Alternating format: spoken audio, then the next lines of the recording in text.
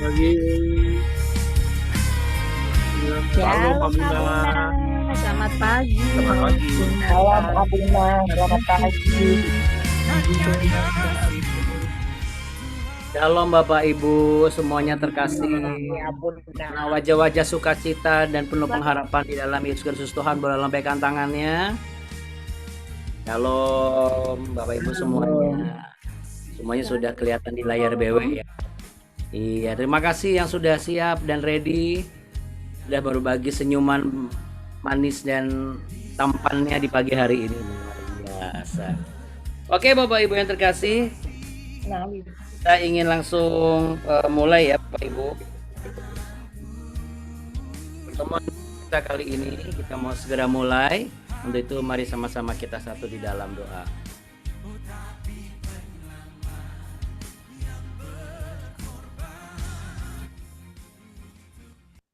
Baik Bapak Ibu sekalian, mari kita satu di dalam doa. Bapa Surgawi, Allah yang kami sembah di dalam nama Yesus Kristus Tuhan, pagi hari ini kami datang ke hadapan-Mu. Dimuliakanlah Engkau dan agunglah nama-Mu, mengatasi segala apa yang ada di dalam kehidupan ini. Engkau layak disembah dan ditinggikan sebagai pemilik alam semesta ini dan penyelamat hidup kami. Engkau yang telah rela turun ke dunia mati, menebus dosa kami di kayu salib, bangkit hari ketiga mengalahkan maut dan naik ke surga untuk menyiapkan tempat bagi kami yang percaya dan setia di dalam Engkau. Terimalah kami Tuhan, kami menerima hadirat-Mu yang akan memberikan kami keteguhan baik dalam iman maupun dalam langkah hidup kami selanjutnya. Dan kami memperoleh janji Tuhan yang tergenapi dalam kehidupan kami. Kami yang disembuhkan, yang diberkati, kami yang dipulihkan dan diperbaharui, kami yang mengucap syukur. Bapa kami dalam surga, dikuduskanlah nama-Mu, datanglah kerajaan-Mu, dan jadilah kehendak-Mu di bumi seperti di surga. Berikanlah kami pada hari ini makanan kami secukupnya, dan ampunilah kami akan kesalahan kami, seperti kami juga mengampuni orang yang bersalah kepada kami. Dan janganlah membawa kami ke dalam pencobaan, tapi lepaskanlah kami daripada yang jahat, karena Engkaulah yang mempunyai kerajaan dan kuasa dan kemuliaan kekal sampai selama-lamanya. Mari yang sepakat percaya di dalam nama berkat Tuhan Yesus Kristus. Haleluya, sama-sama katakan amin Bapak Ibu sekalian. Amin. Amin. Puji Tuhan ya. Oke, kita mau memuji menyembah Tuhan terlebih dahulu sebagai rasa syukur kita kepada Tuhan. Baik Bapak Ibu, pujian apa yang akan kita naikkan pada kali ini? Pujian yang tentunya menyenangkan hati Bapa Surgawi ya.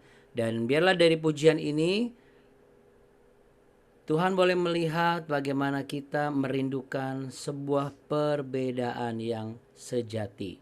Apa pujiannya Abuna? Saya akan share dan ini dia pujian kita pada kali ini.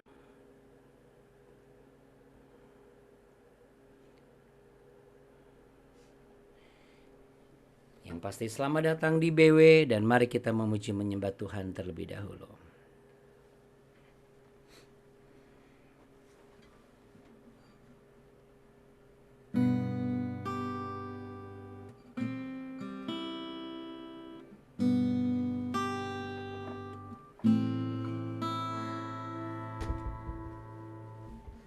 Ku datang ya Bapa dalam kerinduan, memandang keindahan-Mu.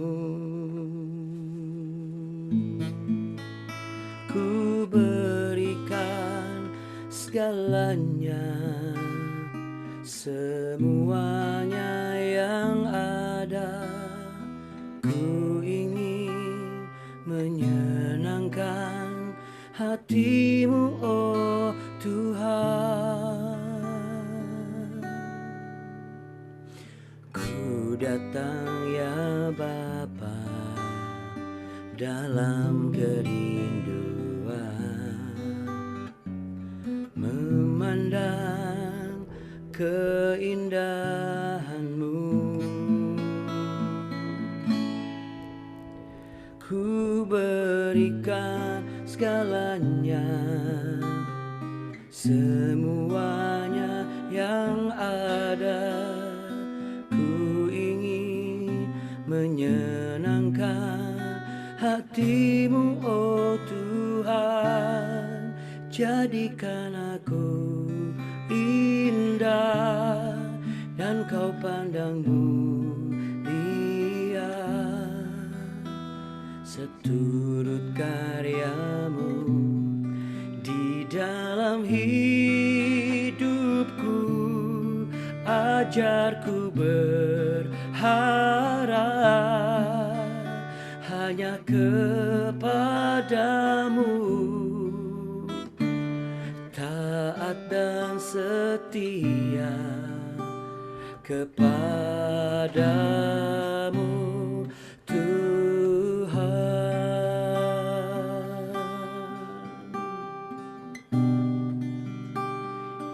Ini doaku ya Tuhan Yesus.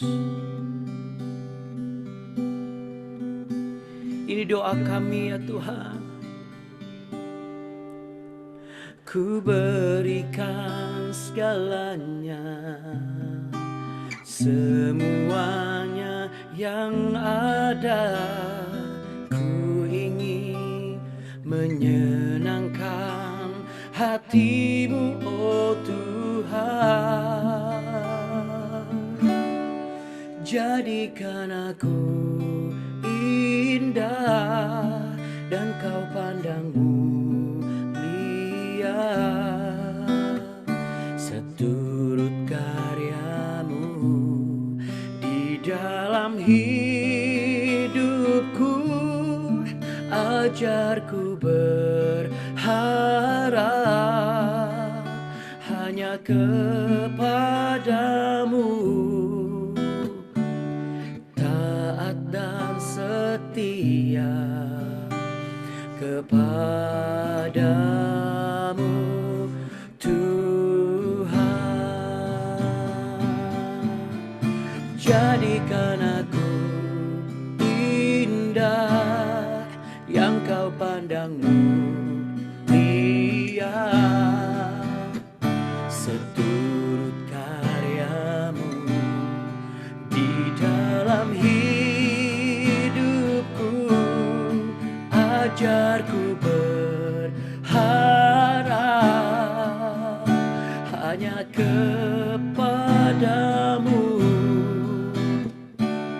taat dan setia, taat dan setia, taat dan setia kepadamu,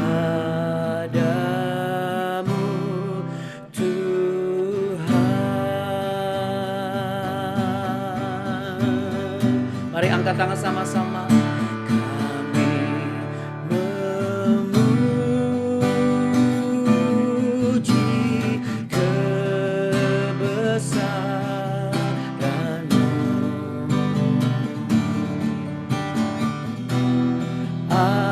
Ajaib Tuhan, ajaib Tuhan. Kami memuji kebesaran-Mu, ya Tuhan. Ajaib Tuhan,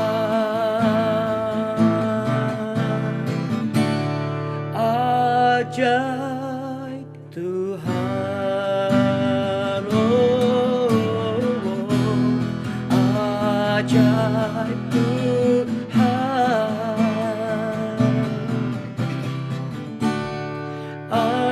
ajaib. Mari sebut namanya Yesus. Yesus, oh kau ajaib Tuhan.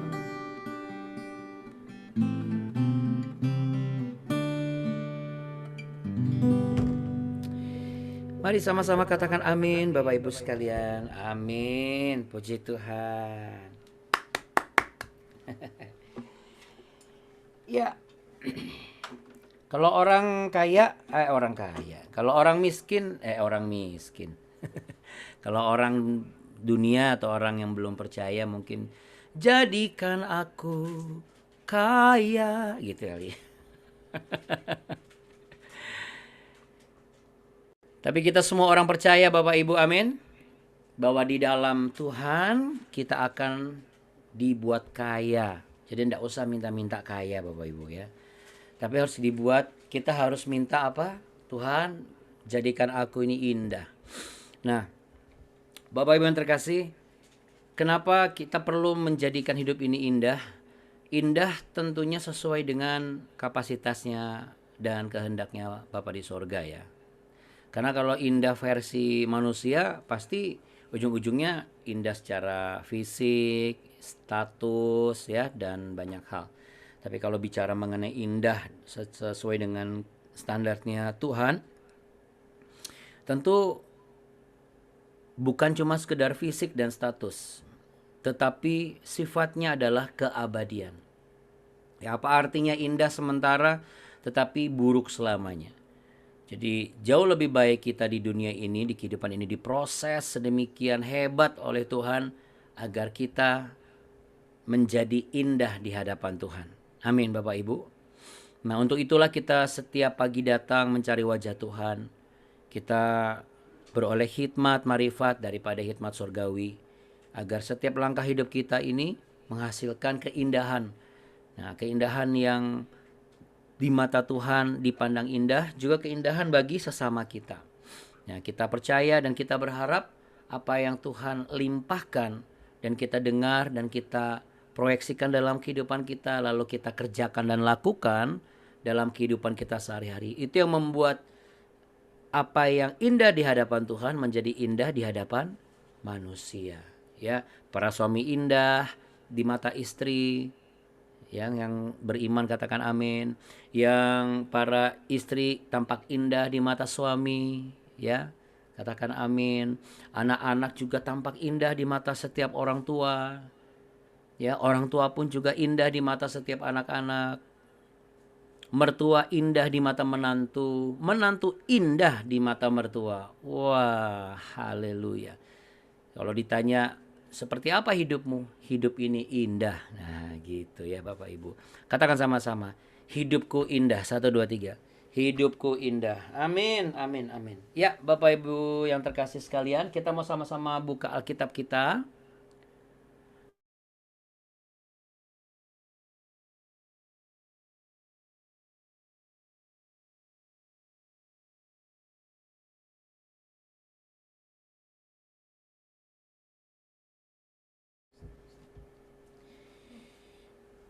Kemarin kita belajar di 1 Raja-Raja ya Bapak Ibu. Mari kita buka dulu. 1 Raja-Raja pasal yang ke-8 ayatnya kemarin kita baca 22 sampai yang ke-30.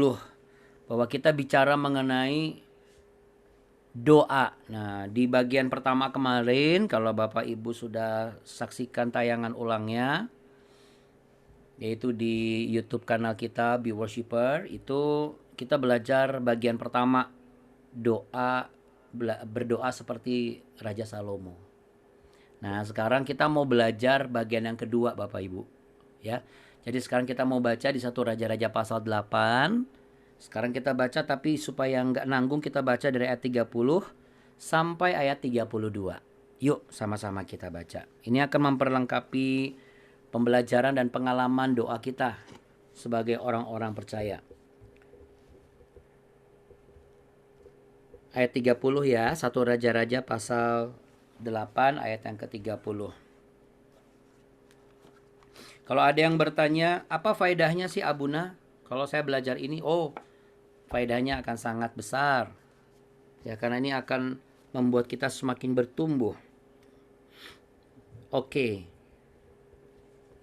Dari mulai ayat 30 dulu ya. Dan dengarkanlah permohonan hambamu dan umatmu Israel yang mereka panjatkan di tempat ini, bahwa engkau juga yang mendengarnya di tempat kediamanmu di surga, dan apabila engkau mendengarnya maka engkau akan mengampuni jika seseorang telah berdosa kepada temannya, lalu diwajibkan mengangkat sumpah dengan mengutuk dirinya, dan dia datang bersumpah di depan mezbahmu di dalam rumah ini, maka engkau pun kiranya mendengarkannya di surga dan bertindak serta mengadili hamba-hambamu, yakni menyatakan bersalah orang yang bersalah dengan menanggungkan perbuatannya kepada orang itu sendiri, tetapi menyatakan benar orang yang benar dengan memberi pembalasan kepadanya yang sesuai dengan kebenarannya. Nah, apa yang menjadi inti dari pembacaan kita, Bapak Ibu? Ya, ini sebuah kenyataan ya, Bapak Ibu sekalian. Kenyataan apa, Abuna? Ya, kenyataan di mana memang setiap dari zaman dulu ya pasti orang yang bersalah yang dihukum. Gitu.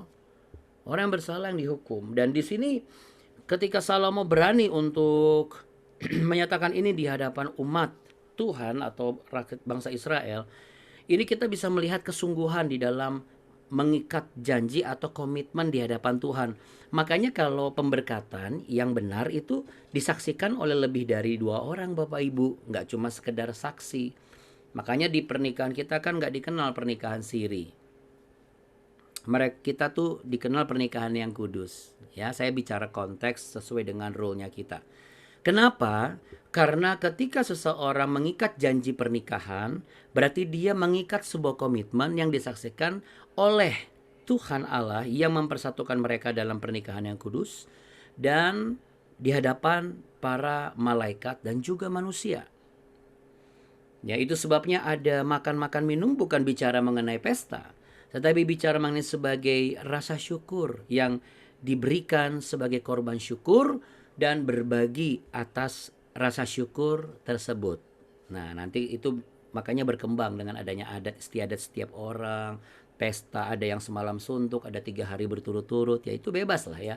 Yang penting dalam koridor yang benar. Nah, dalam ayat ini kita bisa melihat bagaimana Salomo itu sungguh-sungguh mengikat janji kepada Tuhan dan meminta kepada Tuhan agar rela mendengar setiap orang.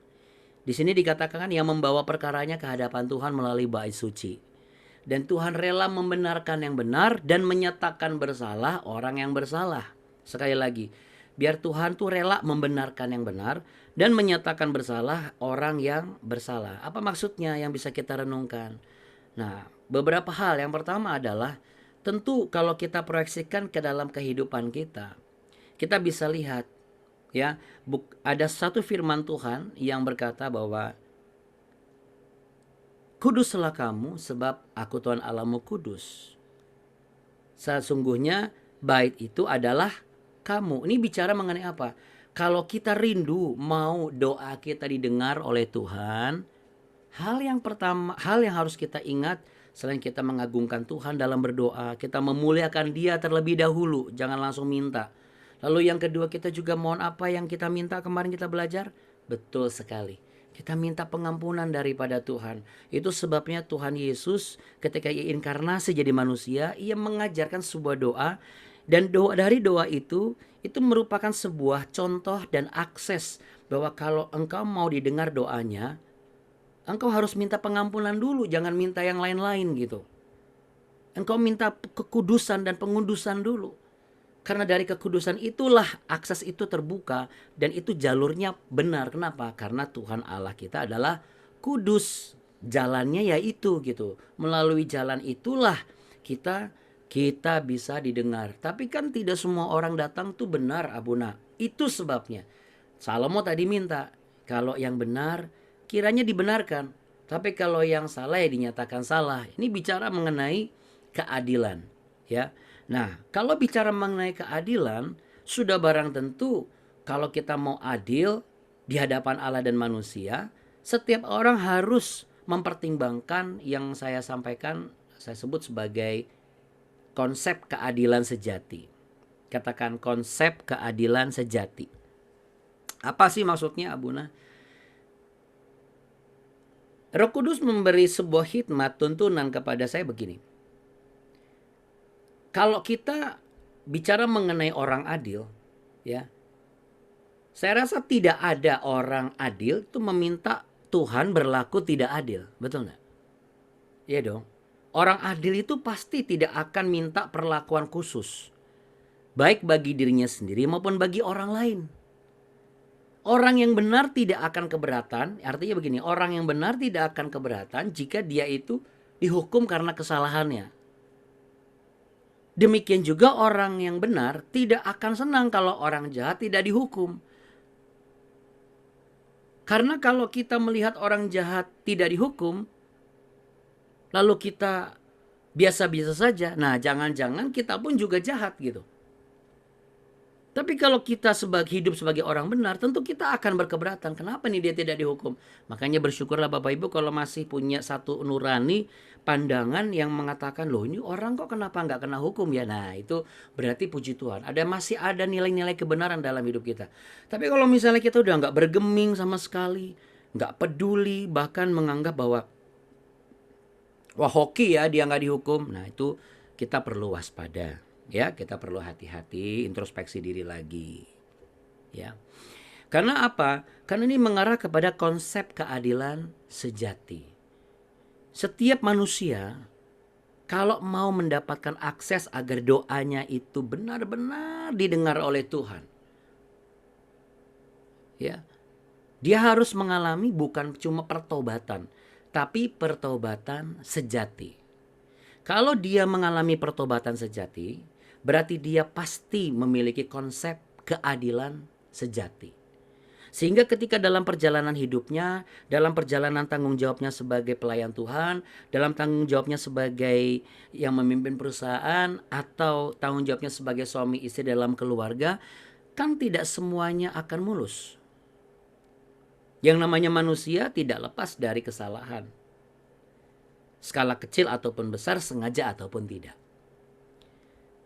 Sehingga ketika pertobatan sejati itu sudah menjadi bagian dari konsep keadilan sejati yang dia kerjakan dan lakukan dan praktekkan dalam kehidupannya, maka akan menghasilkan sebuah apa? Kerelaan. Kerelaan apa? Kerelaan untuk menerima konsekuensi. Karena ada banyak orang yang cuma bisa minta pengampunan dari Tuhan, tapi mereka nggak rela untuk dihukum, Bapak Ibu. Mereka nggak sadar kesulitan demi kesulitan yang mereka hadapi itu sebenarnya adalah konsekuensi dari kesalahan mereka. Mereka cuma menganggap, oh pokoknya Tuhan nggak jawab doa saya. Oh Tuhan ini nggak meluluskan permintaan saya. Mereka tidak mau untuk introspeksi lebih dalam. Ini kiranya kayaknya nih gara-gara saya juga ini gitu. Sedangkan ketika dia salah, dia berusaha untuk menghindari hukuman. Berapa banyak orang-orang datang ke pendeta atau hamba Tuhan, minta didoakan tapi dosanya jalan terus. Saya ulangi ya. Datang ke pendeta A, pendeta B, pendeta C, minta didoakan, tapi dosanya jalan dan bertambah. Ini nggak boleh.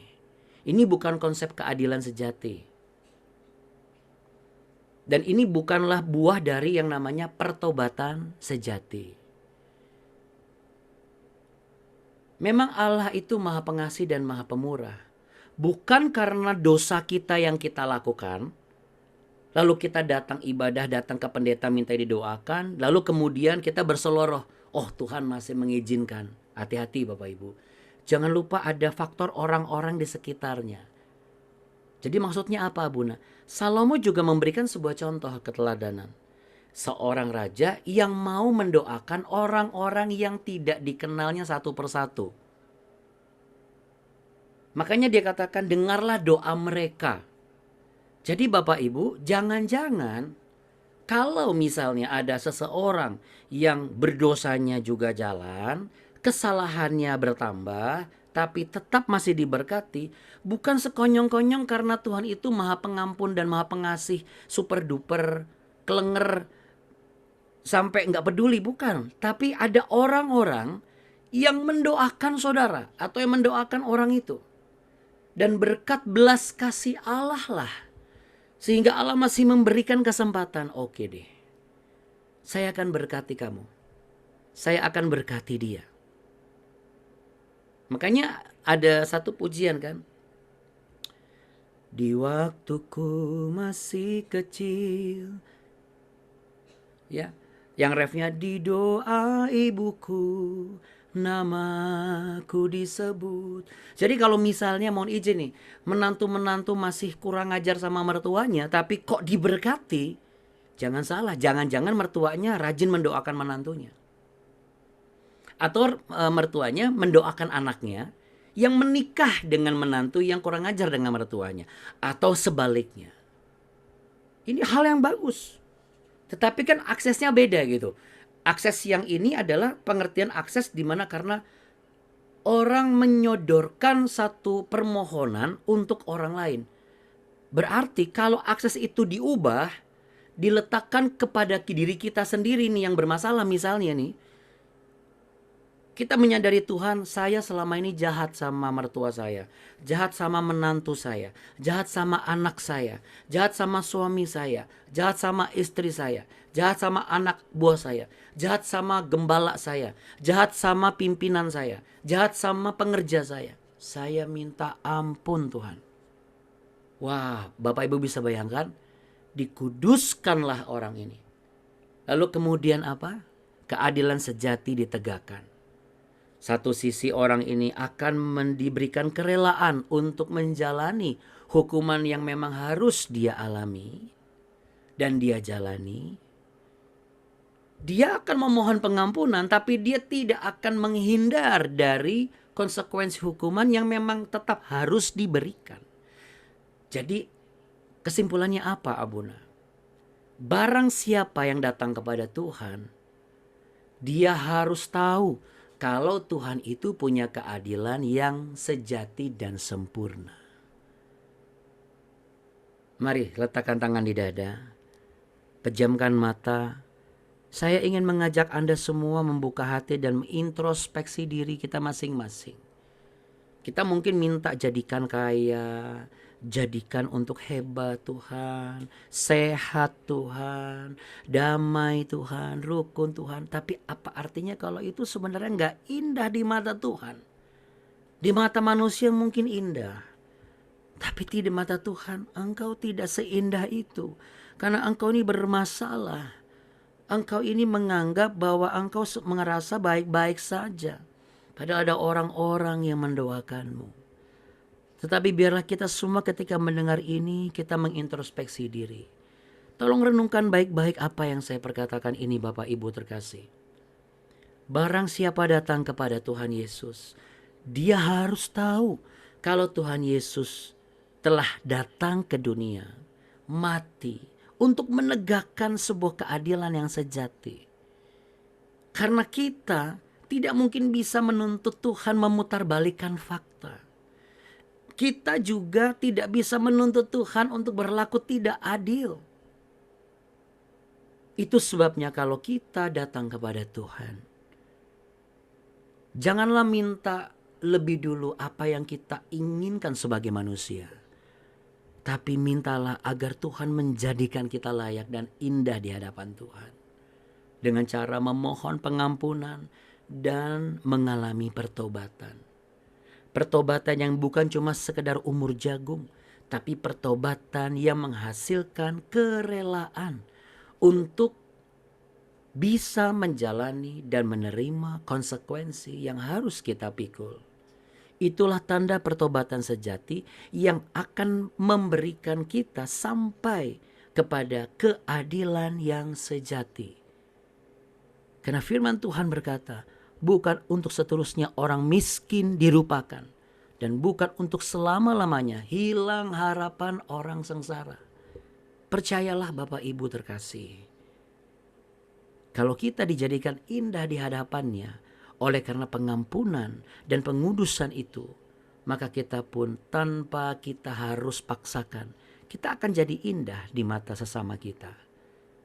Setiap orang akan tampak indah karena mereka dan kita semua sudah dijadikan indah oleh karena pengampunan yang kita minta, kerelaan hati untuk menjalani hidup tanpa paksaan, dan mendapatkan pengudusan daripada kasih Allah. Kiranya setiap orang yang memimpin dalam pekerjaannya hari ini dikuduskan oleh kuasa darah Kristus. Kasih Tuhan yang engkau dengar dan engkau rasakan akan menerpa hatimu dan memberimu damai sejahtera dan menghasilkan kerelaan untuk menjalani sekalipun rumah tanggamu sedang dalam pergumulan. Kerelaan hati untuk menjalani sekalipun keadaan tubuhmu masih sedang dalam keadaan lemah dan sakit. Engkau masih tetap untuk mau menjadi contoh dan teladan bagi menantumu atau mertuamu atau bahkan pasangan hidupmu. Engkau terus memacui dirimu untuk menjadi teladan bagi anak-anakmu. Supaya kita semua yang ada di keluarga besar ini, setelah kita katakan amin, kita mengaminkan setiap firman yang kita sudah baca dan kita resapi. Biarlah kasih kemurahan Allah akan membuat hidup ini semakin indah, baik di hadapan Tuhan maupun di hadapan sesama. Kita saling mengampuni satu dengan yang lain, tidak menyimpan kesalahan satu dengan yang lain, tidak menuntut keadilan sehingga Tuhan harus kita minta untuk mutar balikan keadaan. Dan kita pun tetap rela mendoakan orang-orang yang memang terus kita doakan.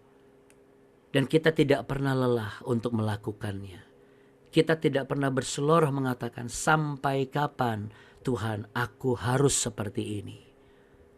Dengan demikian kita memahami apa yang dikatakan konsep keadilan sejati itu, yang berawal dari pertobatan sejati dan kerelaan hati untuk menjalani hidup sesuai dengan apa yang Tuhan kehendaki. Saat ini biarlah yang sakit boleh percaya dan berharap dan berserah. Tuhan akan memberikan keadilan dan engkau akan sembuh. Tuhan akan membuka tingkap-tingkap langit di surga dan memberkatimu sehingga engkau mampu berobat. Engkau juga dimampukan untuk menjalani hidupmu dan engkau akan mengalami mujizat sehingga buah kandunganmu pasti dibukakan. Tunjukkanlah kepada Tuhan Yesus bahwa apapun yang terjadi dalam hidup ini setelah ataupun belum terjadi, engkau tetap mengasihi Tuhan Allahmu dengan segenap hatimu, dengan segenap jiwamu, dengan segenap akal budimu, dan dengan segenap kekuatanmu. Supaya engkau mampu untuk tetap mengasihi sesamamu seperti engkau juga mengasihi dirimu sendiri. Engkau merawat mereka seperti engkau merawat dirimu sendiri. Dan pada akhirnya apa yang Roh Kudus letakkan pada diri kita setiap pagi, setiap hari, baik yang menyaksikan di YouTube secara online maupun langsung melalui Zoom ini, sama-sama mengalami pembaharuan dalam hidup. Dan kita dijadikan semakin indah, tidak hanya di hadapan Tuhan, tapi juga sesama kita. Rumah tanggamu diberkati dan dipulihkan. Kami hardik segala kuasa-kuasa gelap dan juga gangguan-gangguan dari para pelakor, dari orang-orang yang mengganggu istrinya ataupun mengganggu kesejahteraannya. Kami hardik dalam nama Tuhan Yesus Kristus. Kami hardik kebangkrutan, kami hardik segala hal yang memungkinkan kami untuk mengalami keresahan. Tetapi jikalau memang itu ternyata akibat perbuatan kami, kiranya kami juga diberi kekuatan menjalaninya. Sebab kami percaya pada akhirnya Tuhan Yesus sanggup mengembalikan dan membalikan keadaan kami seperti semula, bahkan lebih indah daripada sebelumnya. Terima kasih ya Tuhan. Kami juga berdoa bagi keluarga besar Ibu Diana dan Ibu Natali seluruhnya, Pak Yosep dan juga Pak Alvin dan anak-anak Yosena, Audrey dan juga Darren. Seluruh keluarga besar di sana yang sedang mengalami kedukaan, Tuhan memberikan penghiburan. Ibu Febe sudah berada di pangkuan Bapa. Biarlah setiap anak-anak, menantu, cucu semuanya boleh merasakan kehadiran Roh Kudus di dalam setiap pertemuan bersama keluarga besar. Penyertaan Tuhan tetap sempurna bagi mereka. Kami juga berdoa Tuhan untuk anak-anak kami yang hari ini MPLS. Tuhan memberikan penyertaan. Tuhan memberikan tuntunan. Alden, Talia, Darren, semuanya. Yosena, Audrey, Agatha, semuanya Tuhan anak cucu kami. Berkati. Alfi, Tuhan berkati. Jadikan mereka sebagai anak-anak murid yang siap untuk menyongsong masa depan mereka. Jauhkan dari pembulian, jauhkan dari perbuatan yang jahat. Topang mereka dan bentengi mereka dengan malaikat-Mu yang menyertai kemanapun mereka melangkah dan pergi. Jadikan mereka sebagai generasi yang gemilang di masa depan. Keturunan-keturunan yang diberkati oleh Tuhan dan mengenal yang Maha Kudus. Terima kasih ya Bapa. Terima kasih Roh Kudus. Dan apapun dikerjakan hari ini, Tuhanlah yang membuat berhasil dan beruntung kemanapun kau pergi. Tuhanlah yang membuka tingkap-tingkap langit di surga dan peluang-peluang baru Tuhan sediakan. Bapak Ibu sekalian, terimalah berkat damai sejahtera cinta kasih Tuhan di dalam nama Tuhan Yesus Kristus dan pertolongan dan penghiburan dari Roh Kudus. Tuhan Yesus memberkatimu berlimpah-limpah. Tuhan Yesus menyinarimu dengan wajahnya dan memberimu kasih karunia. Tuhan Yesus menghadapkan wajahnya kepadamu untuk memberimu kehidupan dan masa depan yang indah pada waktunya. Dalam nama Bapa, Anak, dan Roh Kudus, di dalam berkat nama Tuhan Yesus Kristus, kami berdoa dan percaya. Haleluya. Amin. Amin. Puji Tuhan. Kita beri tepuk tangan Bapak Ibu sekalian terkasih. Haleluya. Ya. Kami juga mengucapkan selamat ulang tahun buat Ibu Diana, tapi mungkin karena Bu Diananya masih urusan di sana, ya, menghormati apa yang beliau alami, ya kita percaya, kita mendoakan Bu Diana tetap sehat dan juga semakin diberkati. Bapak Ibu sekalian, terima kasih banyak. Semangat selalu ya Bapak Ibu. Terima kasih. Terima kasih Abuna. Abuna, Abuni.